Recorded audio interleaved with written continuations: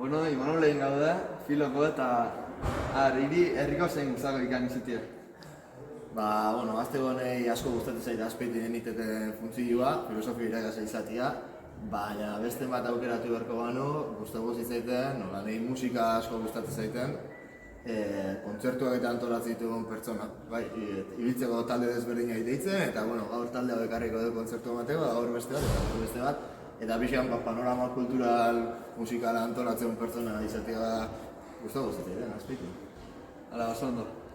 Bueno, hain ez beste horrekin. Bueno, gaur Xabier Arrieta egin gaude, musika irakasle eta, zuk kimiko norbait izenaiko zenun, zu etxeana, zein izenaiko zenun? Oso gozozari nago eta gozo denda bateko nagusi, nahi dituten dana jateko. Eta batzu saldu hori txiki, baina gine mani hori txiki. Bale? Eratzen oso, zerri asko Xabier. Bale, beharte. Etxe bizitza eskubidea bermatu negozioa ez lehenengo.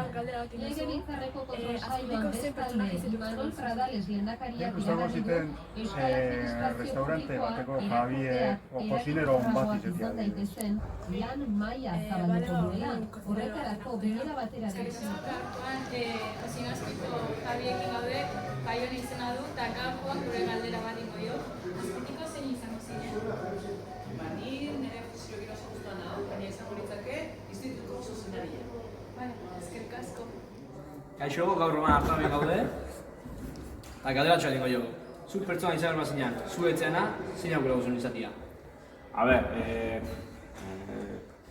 Nik barkaukoiek, baina nahiko nik neu izan. Ona aukera eta, eskerri asko.